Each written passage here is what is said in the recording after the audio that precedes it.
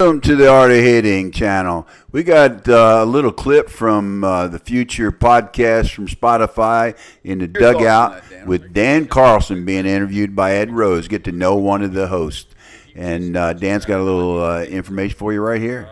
And you swing at them, I mean, you're going to hit the ball anyway. It's just not going to be very good. If you understand your zone, where your strength is, and wait for the first pitch to be in there, and that's been the secret for my success recently. Well, you know, the two things that's got me out is not watching the bat hit the ball and getting my hands out front rather than staying back. And that's two principles that, you know, are the key to the art of hitting, you know. Do you agree to that? Yes, sir. Yeah. Now, here's one. You've asked this question a lot. But I'm going to ask you how you define success. How would you define success in softball? And I kind of learned part of this from you is every hitter's an artist, their own artist. You know, be the best person that you can be the best player you can be, and don't try to be, I'm not going to be Ed Rose, I'm not going to be Dave Reed, I'm going to be Dan. You know, I want to be the best version of Dan. I see a lot of players and people get caught up in something that maybe it's not their skill for their wheelhouse statistics or what the kind of player they're going to be. Be the best version of you can possibly be. Now let me stay with that, but we're going to come back to it. But I got a story. I just found out. I do constant research on YouTube. I come across a story about Carl Yastrzemski. Remember? Oh yeah. Can't even say his name, but great player. Okay. Now. And I met both of those. Well, Ted Williams was the guy he was replacing. Everybody wanted him to replace Ted Williams.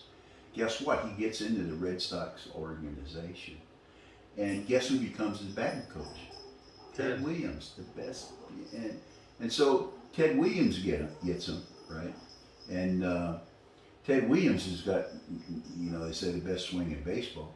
So Ted is trying to change Carl's swing. Because Carl, he had that hands raised real high. Mm-hmm. And in the interview when they were talking about Ted, he says, well, I got him to get the hands down. Well, turns out that the simple part of the story was that Yastrzemski, Carl, struggled. Just call him Yaz. Yaz, that's it. That's why they call him Yaz. So Yaz struggled, and he said, I just went back to doing what I do. And I respect Ted Williams, greatest hitter, but I do me, Carl Yastrzemski. Yeah. And that's pretty much what the art of hitting in my mind means. Now in baseball it's a little different, because there are certain mechanics, and you facing a 90-mile. The softball you can almost do anything but stand on your head and hit it, but some guys may be able to. Yeah. I don't know. But you see my point there, and that's right to your point. But go ahead. Continue. Determining success in life and softball. I mean, does it matter? Did you try? Did you really, really try? Did you give it everything? Give your best effort if it matters. And success to me is after you've traveled a path in life. Does it look better because you went through it? Did you affect anybody on the way? Did you help people? Did people help you? How about paying it back to them? That's all good. That's success. That's all good. Now you hit on a point that or maybe you didn't really you touched, but what I want to talk about is I played Major Plus all my life, and I wanted to play with the best. But what do you think about when you play A, B, C? We got all these different. They got so many different classifications. What do you think? Is it lesser to win at a lower level than it is a higher level? Well, how do you? Well, you can't. I have my own opinion on that, and maybe I'll share that with you.